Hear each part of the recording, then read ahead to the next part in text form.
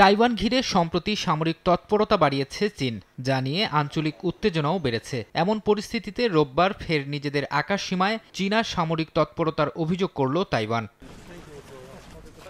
তাইওয়ানের প্রতিরক্ষা মন্ত্রণালয় জানায়, স্থানীয় সময় রোববার সকালে 11টি চীনা যুদ্ধবিমান 7টি নৌযান দ্বীপটির চারপাশে টহল দিয়েছে। এর মধ্যে অন্তত 9টি যুদ্ধবিমান তাইওয়ানের আকাশ প্রতিরক্ষা অঞ্চলে ঢুকে পড়ে। প্রতিক্রিয়ায় পাল্টা পর্যবেক্ষণে নামে তাইওয়ানের বিমান ও নৌবাহিনী। সক্রিয় করা হয় তাদের প্রতিরক্ষা ব্যবস্থা। সেনা মহড়া চালিয়েছে তাইওয়ানও। হানকুয়াং নামে এই মহড়ায় তারা ব্যবহার করেছে মার্কিন হিমার্স রকেট সিস্টেম, যা চীনের উপকূলীয় ঘাঁটিতে আঘাত হানতে সক্ষম। তাইওয়ান বলছে, এই প্রস্তুতি ভবিষ্যতের চীনা হামলা মোকাবিলায় তাদের প্রতিরোধ সক্ষমতার প্রমাণ।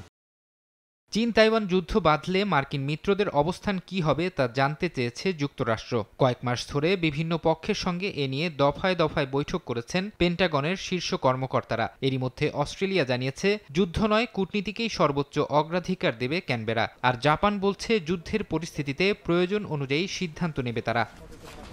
ফারহাদ চৌধুরী, সময় সংবাদ।